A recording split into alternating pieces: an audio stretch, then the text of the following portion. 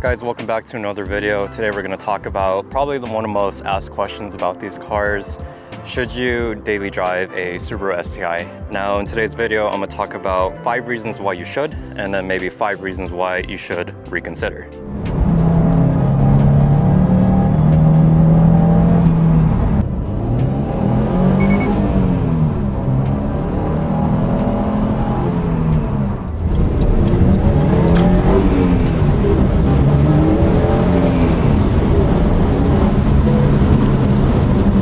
Alright, so let's start first with the pros, and probably the most obvious regarding this car is its practicality.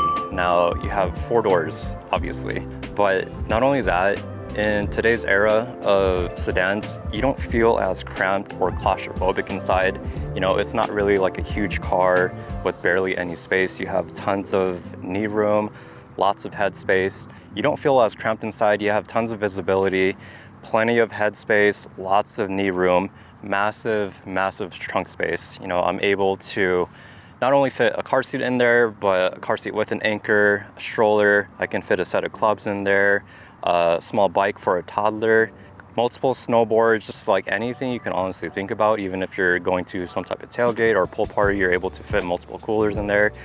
You can pick up your friends from the airport and fit all of their luggages. Like any type of scenario where you feel like an SUV might be more necessary, this thing can actually surprise you.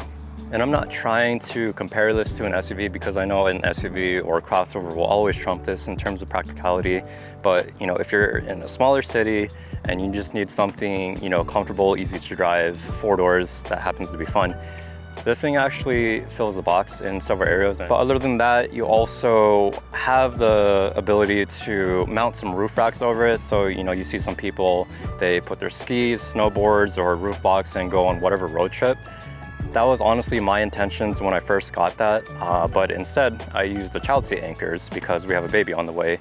So a little bit of a different situation here, but it's just nice overall to kind of have that capability to either use the roof rack mounts or the child seat mounts. And maybe not too big of a deal feature for most people, but you have Apple CarPlay in this, you have a rear view camera. So for me personally, that's something that I use every day. Whenever I go into a parking lot, I always back it in. And then just Apple CarPlay itself, I grew up with an 02 RSX. So to me, it's just such a luxury to have, you know, maps, being able to, you know, select your songs on the screen and take phone calls. I know most modern cars have that nowadays, but in my opinion, I think it's something that's, you know, taken for granted for most people. All right, so now moving on from the more obvious, talked about features regarding this car. Yeah, it has 4 doors and Apple CarPlay, but I want to talk about something that's not as mentioned, and that's the fact that this car, you know, as a whole is actually pretty safe. You know, not only did it get a top safety pick from the IIHS, but just the fact that you have Subaru's symmetrical all-wheel drive. Now, this can come in handy, you know, depending on what part of the country you live in or what your environment is like.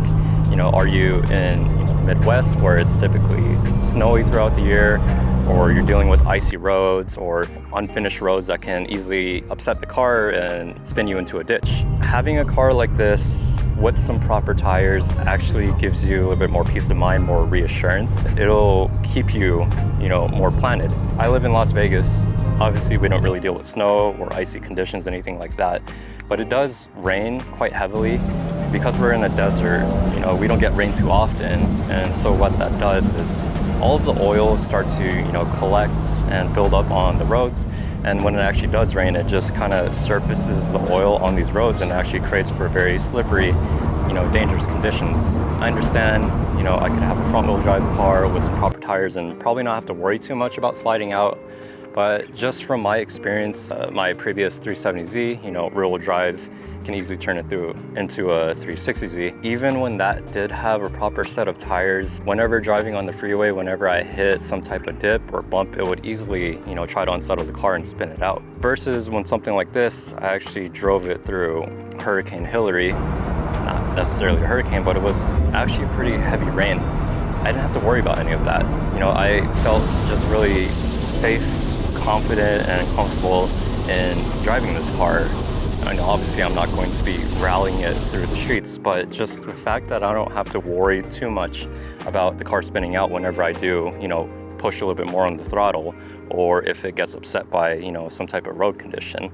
And then on top of that, you have their boxer motor, which basically creates a more lower center of gravity, so you have more weight in the bottom of the car, which ultimately adds to more stability. On top of that, you have mechanical LSDs throughout all four corners, so another added feature to distribute the power to each wheel, so that way you're not losing control. And on top of that, you have track tuned suspension by STI. So all together as a package, everyone knows how well this car handles on the track or some type of rally course. But again, going back to it as a practical car, this thing can actually keep you safe on the roads despite whatever condition you're in. So in short, you have an all seasons performance car. Not only is it all seasons, but it's an all purpose. So not only can it do, the practical stuff like lugging your family or your friends around, it can also do the more fun and spirited driving as well. Like whenever you do have open roads, you have that manual 6-speed to kind of,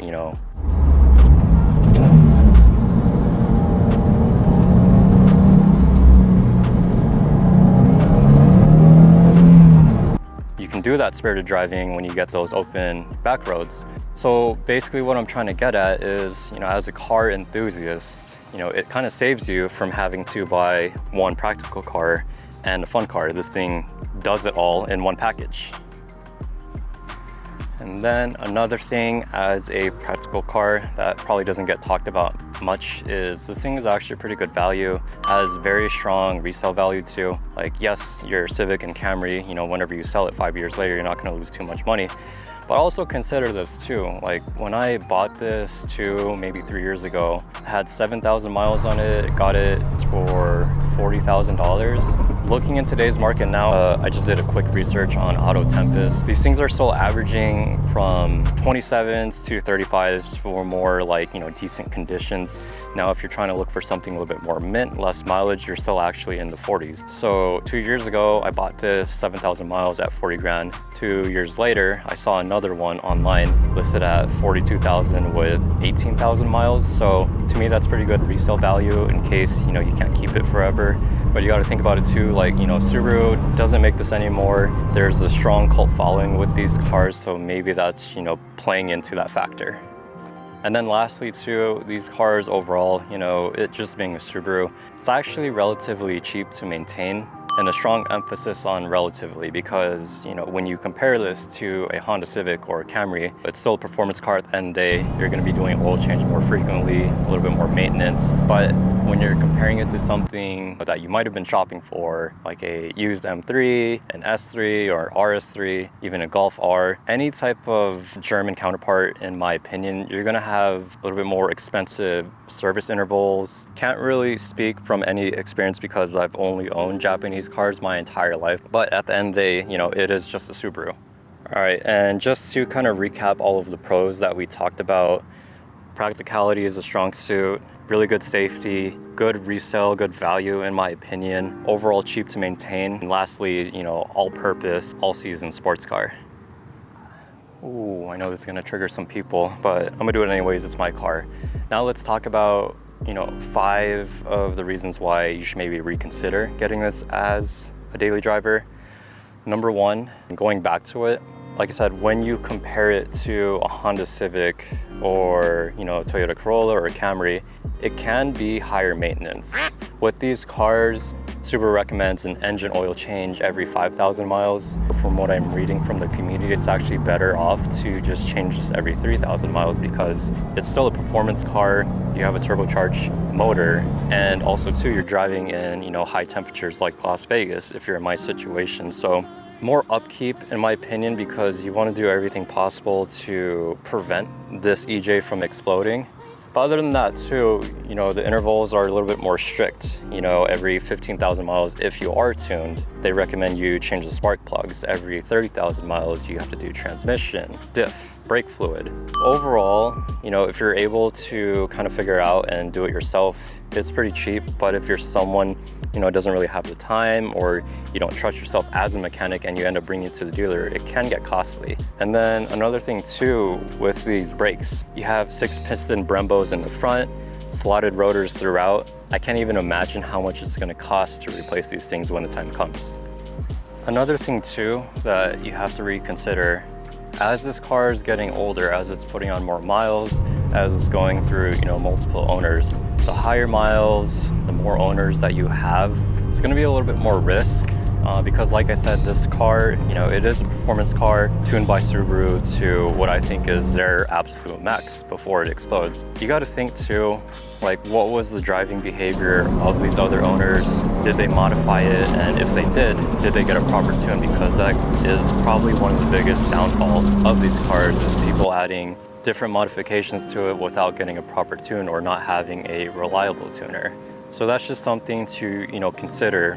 As a practical car, if you're gonna get it, you know, at a more decent price, but also higher mileage with more owners, you're gonna be taking on a little bit more risk. I'd say majority of the buyers that get into these feel like it's not enough power. They feel like a strong urge to add all these modifications, and majority of these modifications that people are adding requires a tune. Either they don't tune it, or like I said, they don't get a proper tune. That's going to lead to a very expensive issue later down the line, depending on their behavior. That's kind of as to why I never decided to modify this car. I just kind of want to leave it as is, because for me, it's my daily driver. So it's just something to kind of think about. And then going back to similar topic, with these cars, you kind of have to change your driving behavior or cater to it so that way it stays reliable. The most common thing with these cars is you really can't bog or lug this engine, meaning that, you know, you don't want to really push on it at the lower RPMs, because it's like the engine is working a little bit harder. It just puts a little bit more stress on the car itself. These things too like to live in more like the mid to upper RPMs, but at the same time, you don't want to be bouncing off the rev limiter or going to 6,500 too often. So me personally, I kind of set my rev alarm up to like 5,800, and I never shift anything above 6,100 RPM. And then let's go back to the more obvious, and it's just that this car doesn't get good gas mileage in modern day standards. You know, for a turbocharged 4-cylinder, you know, you see Honda Civics pushing, you know, 35 miles per gallon easily, versus this one, yes, it's the EJ motor that they've been refining for over the last 20 years, but you're getting the same miles per gallon as probably like a Ford Raptor or a Hyundai Palisade. So nothing too crazy. What I've been averaging from combined driving in Vegas, maybe like 19 to 21, and that's just more casual driving. If you're really pushing the car or having more fun, then that can probably bring you down to the 17s. And then another thing too that's probably not as mentioned is the NVH in the car is a little bit loud, especially when you have people in the back seat. Every time I drive a group of friends around, they can't really hear the conversation that we're having in the front. It's like they're kind of like screaming across the room to kind of, you know, ask what we're saying. So that's just something to note too. But that NVH isn't a huge deal breaker in my personal situation. I have a 5-year-old son that, you know, sleeps comfortably in the back seat without any issue. He's still able to kind of join in our conversation whenever I'm driving, you know, me, my wife, and him around. But he is still kind of like screaming across the car just to hear what we're saying. So there's that to know.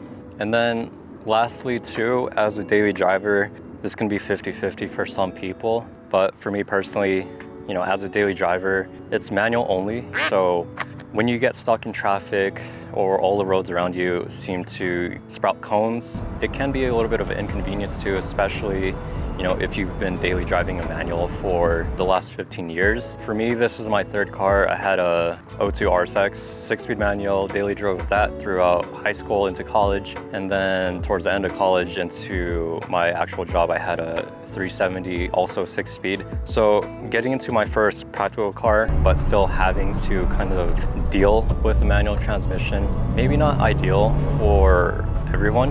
That's something that I kind of wish Subaru offered in these cars, is a DCT. But like I said, this one, you know, as a con, can be 50-50 for most people. For some people that have, you know, never experienced a manual transmission, This gearbox is probably one of the best gearboxes offered in a modern day performance sedan.